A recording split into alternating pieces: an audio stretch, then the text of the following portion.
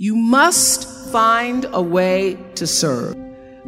Martin Luther King said that not everybody can be famous, but everybody can be great because greatness is determined by service.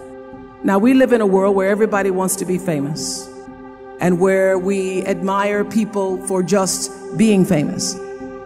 We think being known brings us value. The truth is, all of that will fade in time. The real truth is that service and significance, service and the significance that you bring to your service is that which is lasting. So to be able to, whatever your occupation or job or talent or gift is, our honorees today getting doctorate degrees, to apparently opposite fields, HIV and AIDS and the spoken word. But what they have in common is service, using the spoken word in service to community and the world, using your knowledge and information about HIV and AIDS and medicine in service to the world. And if you look at all the most successful people in the world, whether they know it or not, they have that paradigm of service. Everybody's talking about Mark Zuckerberg and IPO. Service. Jay-Z rapping. Service. Through the word, to people, through song. For many years, I was really just happy to be on TV, and people would stop and say, "Oh, you on TV?" "Yeah, I'm on TV. I like being on TV. It's a nice job." And it was about the time that I received my honorary doctorate from Spelman around 1993. So I don't know if that had something to do with it. I thought of myself as Dr. Winfrey.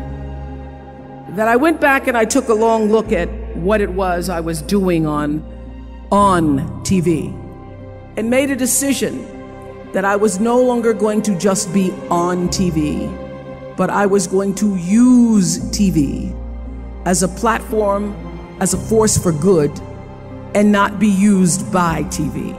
And I will tell you, my decision to make that significant change in the way I operated on television, using television as a service, changed my career exponentially. Service through medicine, service through art, using whatever it is you produce, your product, as a way of giving back to the world.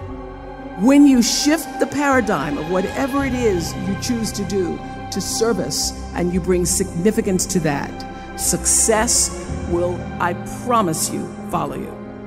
Service and significance equals success. As I think about this idea of getting what you really want and being able to attract it into your life, what we have to look at is basically the obstacles that we have conditioned ourselves.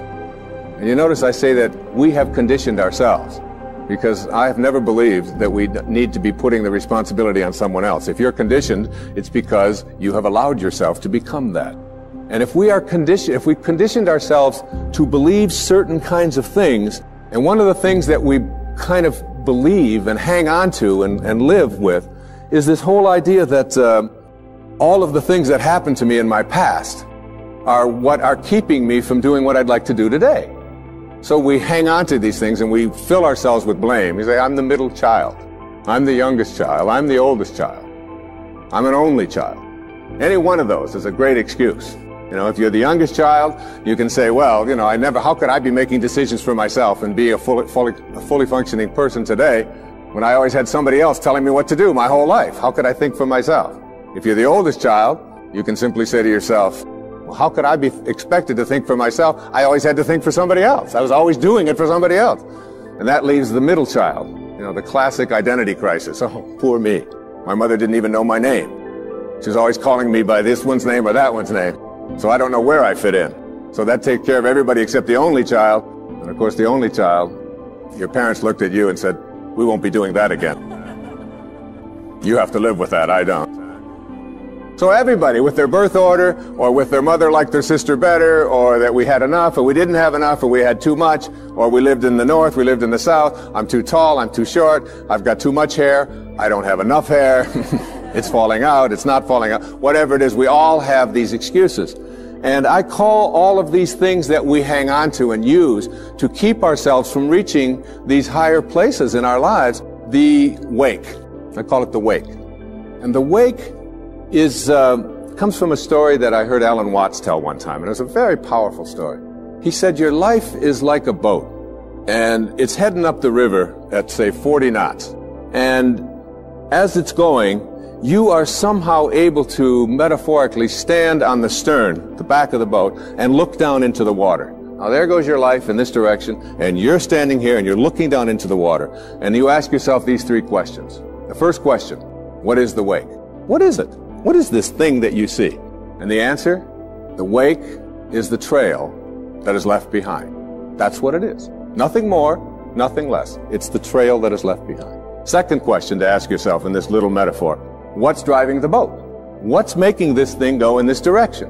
The answer, the present moment energy that's being generated by the engine, and nothing more.